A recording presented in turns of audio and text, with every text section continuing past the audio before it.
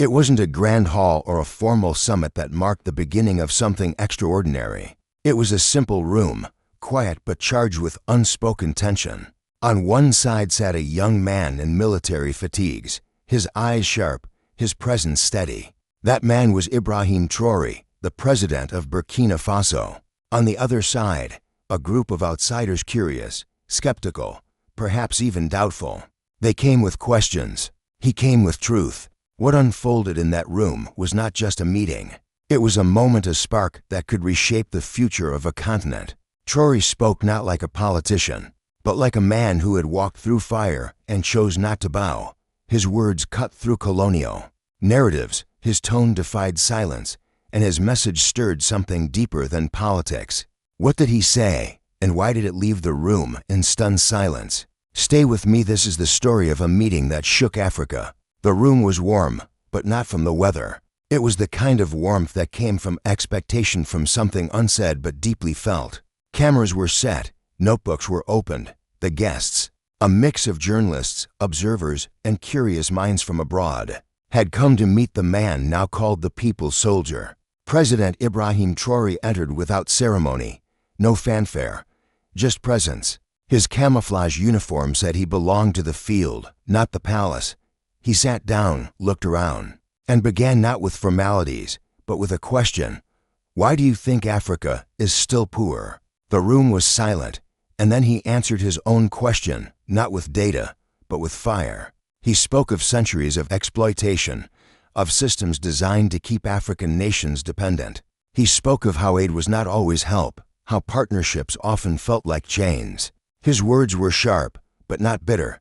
He did not ask for pity, he demanded dignity. He challenged the very lens through which Africa was viewed. We are not children, he said, voice calm but cutting. We don't need fathers. We need allies who respect us, or we walk alone. The room shifted. Some leaned in, others looked away, but none remained untouched. This was no ordinary speech. It was a declaration, a refusal to let the old rules play on repeat. And in that moment, you could feel it. Something in the air had changed. A continent had found its voice in a soldier who dared to speak like a prophet. As Traoré continued, his voice never rose, but the weight of his words did. He wasn't merely criticizing foreign powers. He was pulling back a curtain. For years, we were told that freedom had been given to us, he said.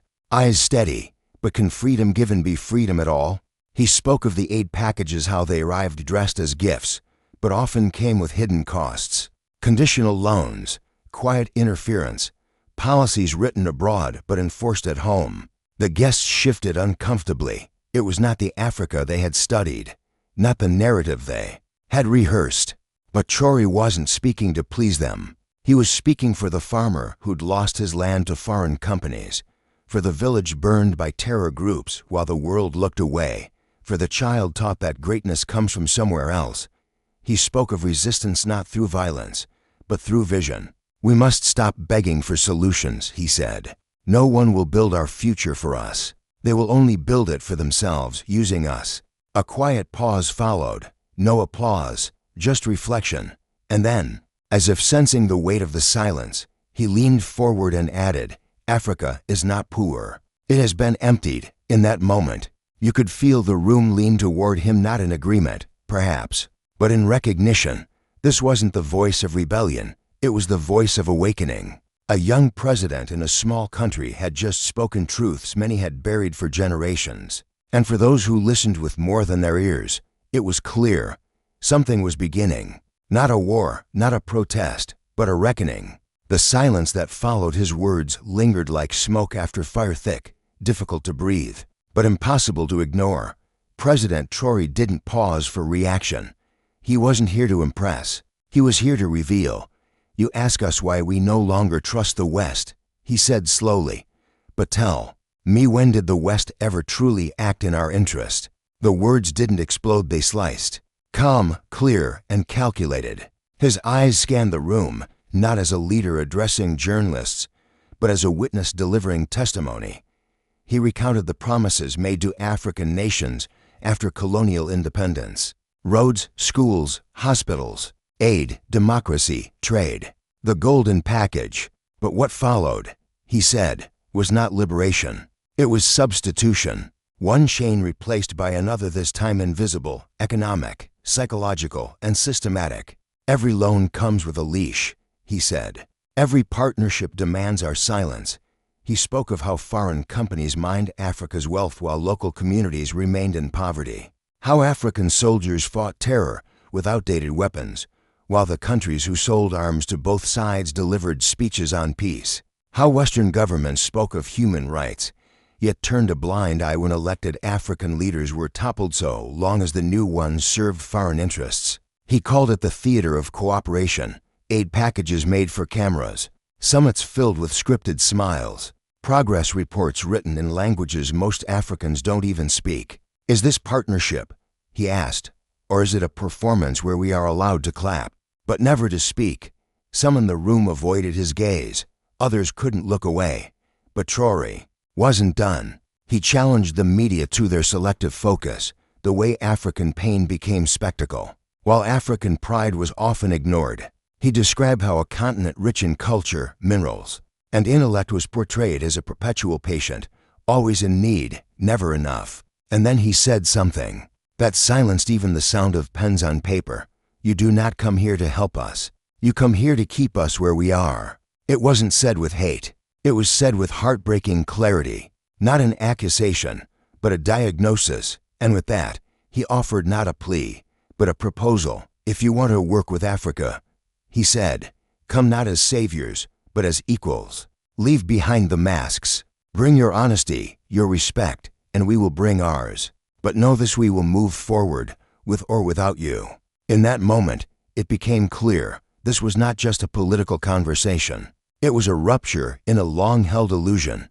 The meeting was no longer about one man's views. It was about the voice of a continent rising. After delivering harsh truths about foreign influence, President Traore let the silence breathe. He wasn't interested in applause. He was listening for something deeper, for that quiet moment when words settle into hearts. And then, almost as if his tone had shifted from iron to firelight, he spoke again, this time not to the room, but to the people beyond it. We must stop waiting for others to define our path. His voice softened, but the conviction sharpened. He spoke directly to Africans young and old, poor and powerful, weary and dreaming. He called for something more difficult than revolution: unity with purpose, independence of mind, not just from former colonizers, but from the invisible chains of self-doubt and division. For too long, we have seen ourselves through foreign eyes, he said, taught to believe that without Europe, we are lost, that without aid, we cannot eat, that without advice, we cannot think. He paused, but Africa is not a shadow. Africa is a sunrise. Traore didn't speak in abstract slogans.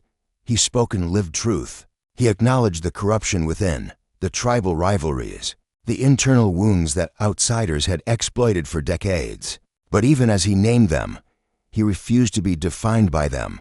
We cannot fight the world until we stop fighting ourselves. Then his focus turned to the youth, the next generation, not as a cliché, but as the heartbeat of change. He urged them to reject dependency, to study history not to mourn, but to rise, to embrace their languages, their soil, their ancestors not as relics of the past, but as tools for the future.